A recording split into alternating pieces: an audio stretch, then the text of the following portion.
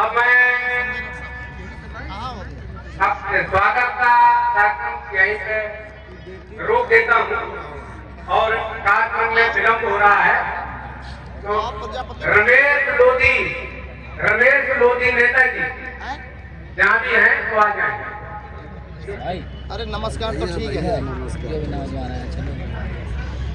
आराम कर रहे हो ब्रजेश कठेरिया जी, इंजीनियर अखिलेश कुमार नागवंशी जी, धानी प्रसाद प्रसाद, आप आ जाइए।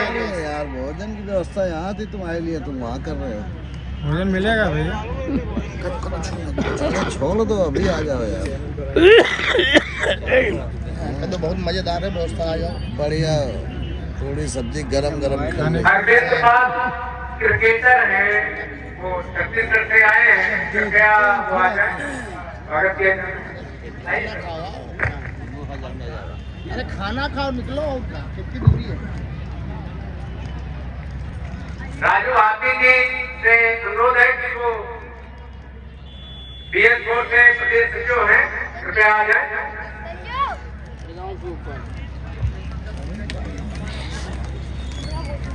करते हुए मैं सभी लोगों से अनुरोध करता हूँ, क्योंकि हमारे बीच में व्यस्तता बहुत है और क्योंकि जो हमारी यात्रा ऑलरेडी डिले हो चुकी है और हमारे जितने भी गेस्ट हैं वो हम सब लोगों के बीच में है, क्योंकि जिस विचारधारा के साथ इस देश में हम लोग जाने जाते हैं और जस्टिस ईश्वरैया पहचाने जाते हैं। कृपया मंच में सभी लोग पहले नहीं बैठ जाएं, कृपया करके जस्टिस सभी लोगों से अनुरोध करता हूं कि मंच में कृपया देवी प्रसाद जी, सुरेश कुमार वर्मा जी, चमन खन्ना जी, प्लीज सब लोग बैठ जाए, सभी लोगों से अनुरोध करते हैं। साथियों, मैं मुख्य अतिथि जी से अनुरोध करना चाहूंगा कि संविधान का उद्देश्य देश का वो सभी को शपथ दिलाएंगे।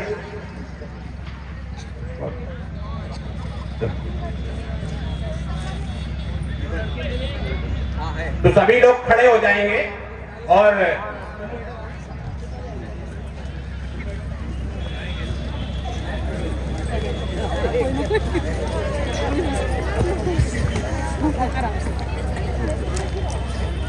संविधान का प्रतियां अभी मंच के ऊपर जो अतिथि है वो लोगों को मैं अपने बांट रहा हूँ और अभी सब संविधान का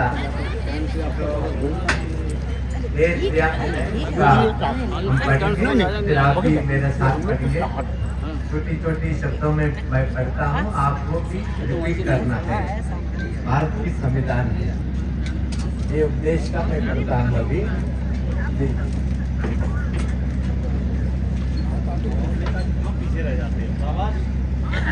हमारे बाबा साहेब अम्बेडकर ने रचा हुआ ये संविधान है।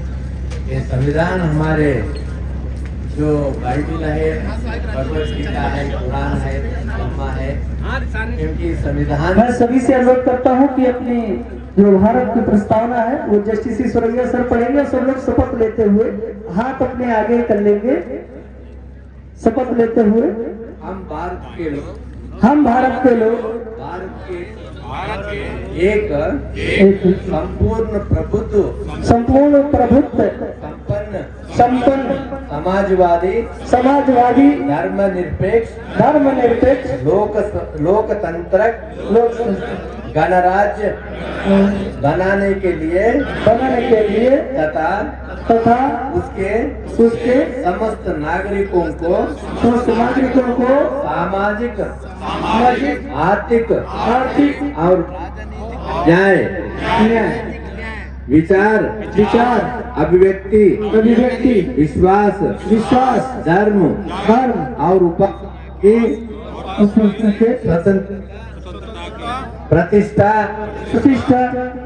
और अवसर की समता प्राप्त करने के लिए तथा उन सब में व्यक्ति की गरिमा और राष्ट्र की एकता और अखंडता और अखंडता सुनिश्चित करने वाली सुनिश्चित करने वाली बंधुता बंधुता बढ़ाने के लिए बढ़ाने के लिए दृढ़ संकल्प होकर दृढ़ संकल्प होकर के अपनी इस संविधान अपने इस संविधान सभा में आज तारीख 26 जनवरी 26 नवंबर 1949 1914 के एतत् वक्त 2023 26 नवंबर 2023 33 नवंबर 2023 के द्वारा इस संविधान को अंगीकृत अधिनियमित और आत्मसमर्पित है। धन्यवाद।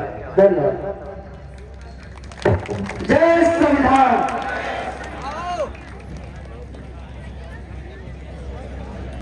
पधारे Shri Ram Singh ji Chhattisgarh, Shri BN Pal ji, professor RC Dhiman जी, डॉक्टर आरपी साहू जी मध्य प्रदेश से, इंजीनियर आर.ए. सिंह तुलसी का मैं हृदय से स्वागत करता हूँ।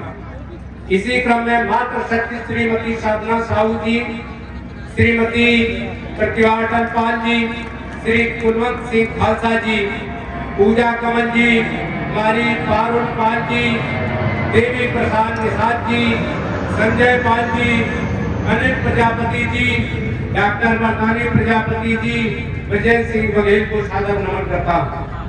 आज की सभा में उपस्थित सभी सहयोगी संगठन के पदाधिकारियों, सदस्यों एवं उपस्थित जन समुदाय तथा कार्यक्रम के सभी कार्यकर्ताओं एवं कार्यक्रम को सफल बनाने में अग्रणी भूमिका निभाने वाले सभी साथियों का मैं हार्दिक वंदन करता हूँ, हार्दिक अभिनंदन करता हूँ।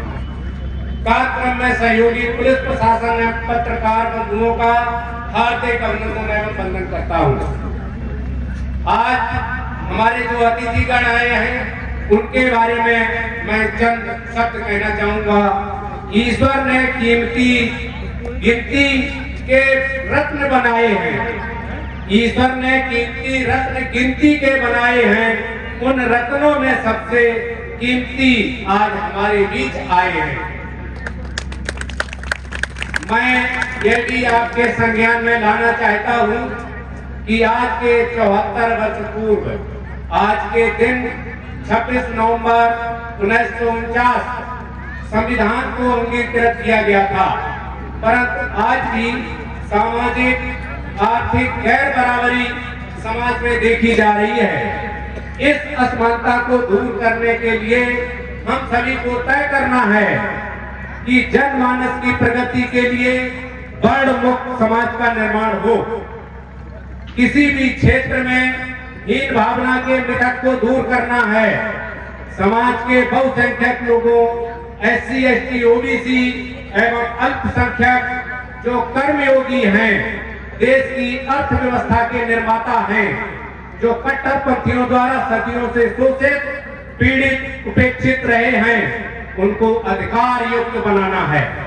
यह लक्ष्य लेकर चलना है। अब समय आ गया है कि हम सभी पिछड़े एवं दलित लोग आत्मसम्मान एवं स्वाभिमान हेतु सशक्त बने तथा देश के भाग्य विधाता की आज के वो भी मुख्य संयोजक रहे हैं। कृपया संक्षेप में अपनी बात सुरेश कुमार वर्मा जी।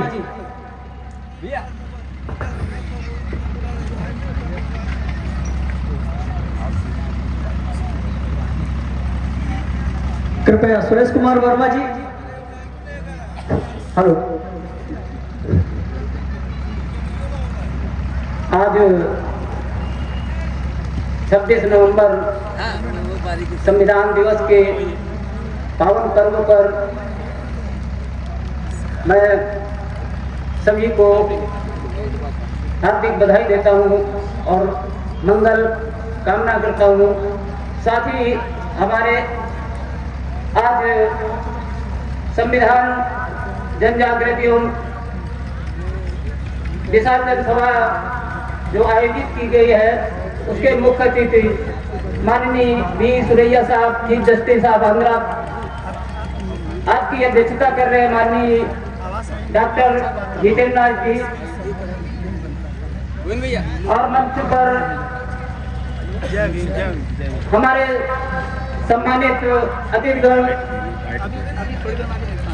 तथा 2 मिनट का है इस बैठे सुनो भव्य और सफल बनाने में हमारे सामाजिक संगठनों के सहभागी संगठनों के पदाधिकारी एवं सदस्यगण सभी का हार्दिक वंदन और अभिनंदन। सभी लोगों से अनुरोध है कृपया भी जाए नहीं, मुख्य अतिथि को सुन करके जाए। कुछ साथी हमारे निकल रहे हैं और ये संविधान का दिवस है, इसलिए कृपया करके आप इस बात का ध्यान रखें। 1 घंटे के अंदर ही कार्यक्रम को हम लोग चेकआउट कर लेंगे। कृपया सभी लोगों से अनुरोध है कि अभी जाए नहीं। मैं इसी को और हमारे बीच में इस कार्यक्रम में पंडाल में उपस्थित समस्त सम्मानित बंधुओं का हार्दिक अभिनंदन करता हूं। मैं सुरेश कुमार वर्मा, मूल भारतीय संघ का प्रदेश अध्यक्ष हूं और इस कार्यक्रम का मुख्य संयोजक। आज मुझे बड़ी प्रसन्नता हो रही है कि जिस प्रकार से अभी तक हम लोग अलग अलग संगठन बना करके और छोटे छोटे प्रोग्राम करते थे और एक संदेश वही देते थे जो हमें समाज को देना है। बिखरे हुए समाज को आज जोड़ने का जो कार्य हुआ है वो विभिन्न सामाजिक संगठनों के द्वारा जो किया गया है ये बहुत बड़ी उपलब्धि है। और इससे आप ये मान लीजिए कि हमारा एससी, ओबीसी, एसटी और माइनॉरिटी के सब कि रानी के पेट से ही राजकुमार पैदा होगा और वही राजा होगा, ये व्यवस्था खत्म, समाप्त। अब राजा तो पैदा होगा, इस देश में तो मालिक होगा, लेकिन मेहतरानी के घर में भी होगा और रानी के घर में भी होगा। जिसकी जितनी संख्या भारी उसकी उतनी हिस्सेदारी। और इस देश में संख्या बल किसका है? बहुजनों का। इसी में जाएगा सर, कॉपीराइट हो जाएगा इसी में अगर वो माइक ऐसे बोलिए, हम लोग हो जाएगा, सब कुछ हम लोग। आप बोलिए, ये समाचार में जाएगा। हम आपको लीड ले रहे हैं। नहीं, कॉपीराइट लग जाएगा चैनल में। माइक बस आप ऐसे इसमें आइटम बोलिए, इसमें आईडी बोलिए, इसमें आएगा सर। आज की सभाध्यक्ष और अपने मलकान सिंह जी, श्रीकांत पाल जी और ये सम्मानीय मंच और जो इसमें संविधान दिवस मनाने के वास्ते जो भाई बहनें हैं, पत्रकार है और इलेक्ट्रॉनिक प्रिंट मीडिया है, सबको मेरा वंदन और नमस्कार। क्योंकि 75 इयर्स की संविधान की दिवस मना रहे हैं आज। इसको लाडे भी मनाते हैं और अपने कॉन्स्टिट्यूशन डे बनाते हैं इसको, क्योंकि आज संविधान अपने जो पूर्व वक्त जो बोले, ये संविधान अपने भगवत गीता है, बाइबल है, कुरान है। क्योंकि ये संविधान में हमार ये डेमोक्रेटिक कंट्री है, democratic socialist secular democratic Republic है। हमने ये इसके पहले राजा महाराजे रहते थे और जमींदार रहते थे, और अभी जो प्रजातंत्र है, माना प्रजातंत्र उसका प्रतिनिधित्व द्वारा हम पालन करते हैं, राज्य करते हैं। उसमें उस वास्ते हम हमारे समस्त लोगों को, भारत के वासियों को सामाजिक, आर्थिक और अपने राजकीय तीनों इसमें न्याय और इक्वालिटी, फ्रेटर्निटी और लिबर्टी देते हैं। मगर इसमें आज हम स्वतंत्र लाए हैं ब्रिटिश को, अपने ब्रिटिश रूलर से। मगर हमारे जो गरीबों को, अपने समस्त SC, ST, OBC को आज स्वतंत्र आया बोल के नहीं बोल सकते, क्योंकि एक देश, ये हमारा देश है, ये जनता का देश है, हर आदमी की देश है। एक इतना बड़ा अमीर हो, गरीब हो, उसको 5 अगर बच्चे रहे तो लूले हो, लंगड़े हो, अनपढ़ हो, पढ़ हो, सबको समान हिस्सा देते हैं। ऐसा ये राज्य में सब लोगों को हिस्सा मिलना चाहिए।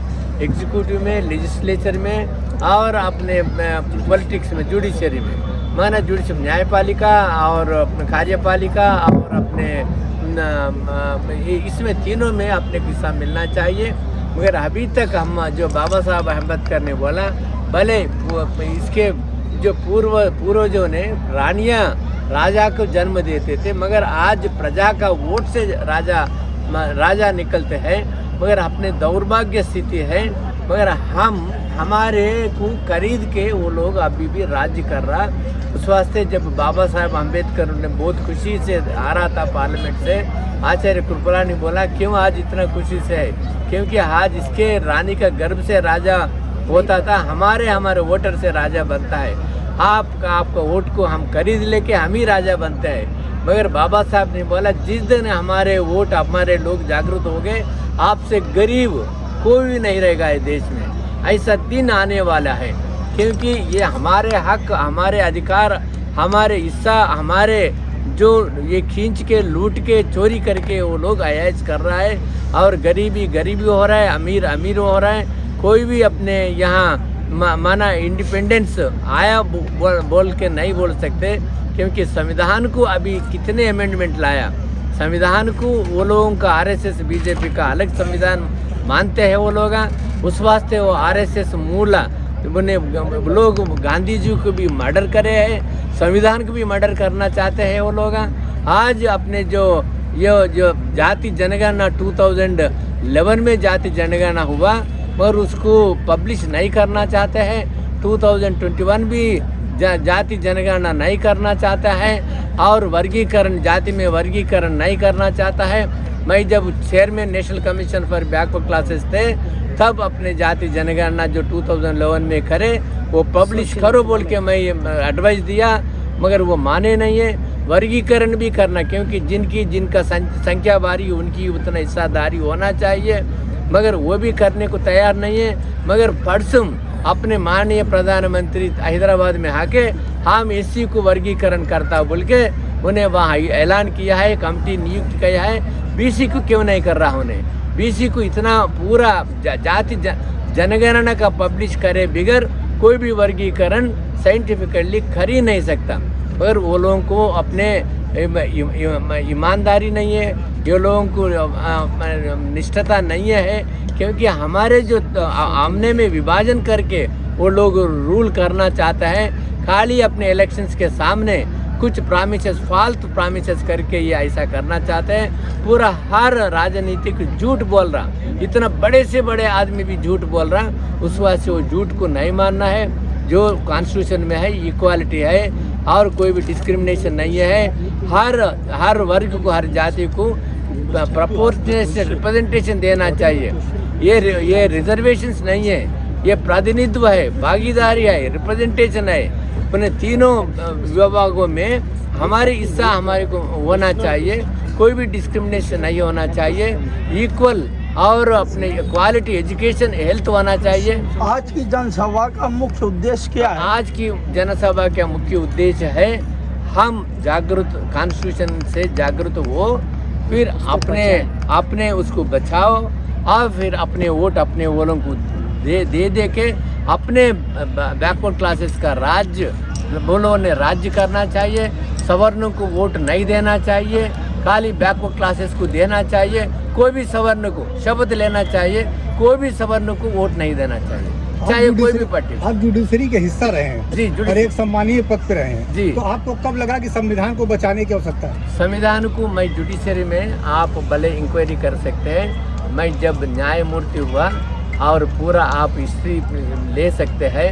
मैं जब ने शपथ लिया अपने विदाउट फियर और फेवर, अपने इतना कोई भी भेदभाव से, कोई भी डर से, कोई भी प्रभाव से, झुकाव से कोई भी जजमेंट नहीं दिया है। मैं संविधान को मैं रक्षा करा, मैं हाईकोर्ट की गरिमा बढ़ाया, और कोई भी लालच में और इसमें किसी में भी आया नहीं है। उस वास्ते मैं इसमें इतना जो इतनी धैर्यता पूर्वक आज पूरा भारत के सामने खड़े हुआ हूँ। संविधान को अभी मेरे को जो पोस्ट नहीं चाहिए, यूनियन कैबिनेट मिनिस्टर, स्टेटस था। मैं जब national commission for backward class था, एक्टिंग चीफ जस्टिस थे, बाद में कमीशन थे, मगर उस वास्ते आज मैं जागृति नहीं हुआ। मैं जिस दिन जस्टिस बना उसी दिन से मेरे को संविधान का स्मृति आया, संविधान को मैं इम्प्लीमेंट करा। क्या आप उस पद पर रहते हुए आपने कभी महसूस किया कि SC BC को वो न्याय नहीं मिल पा रहा है जो मिलना चाहिए? महसूस करा है। मैं अपने 3 बच्चियों को जो म्युनिसिपल मजिस्ट्रेट को सेलेक्ट किया है, जो SC ST OBC को कभी भी ओपन में सेलेक्ट नहीं करते थे। मैं जब अपने सिलेक्शन कमेटी में था 75% मैंने सेलेक्ट किया SC ST OBC, उसमें 50% होके और 25% भी मैं ओपन में सेलेक्ट किया है। और खाली जो अपने फॉरवर्ड क्लासेस को खाली 25% मिला है। मैं न्याय कर रहा हूँ, मैं किसी को बोल के नहीं कर रहा हूँ, मेरा कॉन्शियस वैसा बोलता था, अन्याय होता था। जो भी उसमें जो कमेटी में रहता था वो लोग ये लोगों का मेरिट में नहीं लाते थे। यही हिस्सा, यही षड्यंत्र, यही कुट्रा, यही हो रहा पूरे भारत में, राजनीतिक में, जुडिशरी में, हर फील्ड में ऐसी षड्यंत्र हो रहा। जो प्रेस उसका हाथ में है, कब्जे में है, जुडिशरी उसका कब्जे में है, लेजिस्लेचर का कब्जे में है, एग्जीक्यूटिव उसका कब्जे में है। ये लोगों को दबे करके ये लोग राज्य कर रहा है। अभी से नहीं चलेगा, जागृत हो जाएंगे। वो कोलेजियम सिस्टम से जो पोस्टिंग हो रही है, जो चयन हो रहा है, क्या उस पर भी आप कोलिजियम सिस्टम का मैं बोलता हूँ। भले कोलिजियम सिस्टम अपने सरकार की इसमें जो सिस्टम था वो लोग हाथ में कोलिजियम सिस्टम हाथ में ले लिया, वही जजमेंट लिखे वही जजेस सेलेक्ट करने का जो भारत में ऐसा हुआ। हम ऐसा बोलते हैं अगर अभी सरकार की हाथ में है तो भी वो ब्राह्मण बनिया क्षत्रिय की सेलेक्ट करेंगे। हम बोल रहा भारत में अब संविधान अभी अमेंड करो, अमेंड करके कोलिजियम सिस्टम को ही कंटिन्यू होने दो, मगर उसमें कोलिजियम सिस्टम की यही निर्देश होना चाहिए, SC का रिप्रेजेंटेटिव होना, ST का होना, BC को होना, महिला को होना। ऐसा सिस्टम बना के उसको एक गठबंधन करो, ऐसी न्याय हो जाएगा, ऐसा हम बोलते हैं। ओके सर जी, बहुत शहर में है। मैं आप सबसे कहूंगी कि तालियों के साथ आपका स्वागत करें। इन्होंने 2011 में जो सोशियो इकोनॉमिक सर्वे हुआ था वो उनके ही वजह से हुआ था, और ये सरकारों की बेईमानी है, चाहे वो सरकार हो या आज की सरकार हो, कि उस सर्वेक्षण के जो नतीजे थे उनको जनता के सामने नहीं लाया गया। उसी काम को बिहार में एक तरह से पूरा किया गया है, और जो बिहार के नतीजे हैं उन्हीं से डरते हुए जो आपके अंडर सर्वेक्षण हुआ उसको छुपाया गया था। जो बात 85 और 15 के पहले से चल रही थी वो एक तरह से सामने आ गई है। लेकिन मैं कहना चाहूंगी कि मैं उस संसद में थी जिसमें मंडल आयोग की सिफारिशों को पारित किया गया था।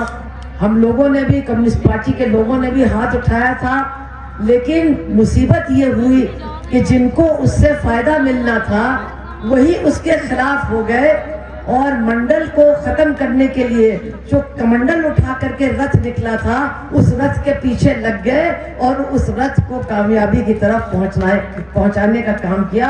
अब आगे ये गलती आप लोग जरूर करना बंद कर दीजिए, क्योंकि आज जो संविधान को खतरा पैदा हुआ है, जिसकी वजह से हम लोग सब यहाँ इकट्ठा हुए हैं, वो उसी रथ यात्रा के बाद से पैदा हुआ है, क्योंकि उस रथ यात्रा ने उन लोगों की सरकार को बनाया इस देश में जिन्होंने कभी भी डॉक्टर बाबा साहब अंबेडकर के संविधान को माना नहीं था, स्वीकार नहीं किया था।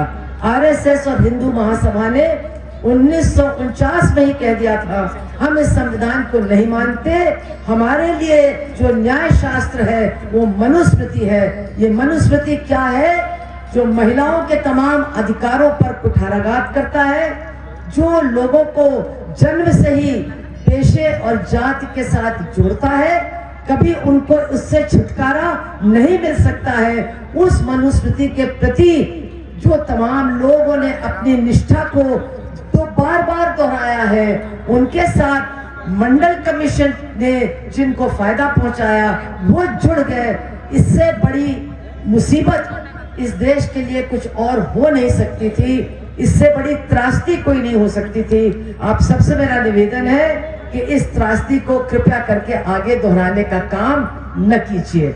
अंत में मुझे इतना ही कहना है कि खास तौर से इस देश की महिलाओं को डॉक्टर बाबा साहब अंबेडकर के प्रति जो उनका ऋण है उसको महसूस करना चाहिए।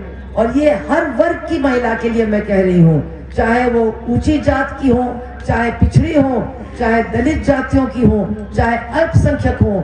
इस देश में कभी भी महिला को सम्मान नहीं मिला था, कभी भी महिला को बराबरी नहीं मिली थी। हजारों साल का हमारा इतिहास हमको बताता है कि कभी भी हमारे देश की महिलाओं को न पढ़ने का, न कुछ करने का, न आगे बढ़ने का अधिकार मिला था।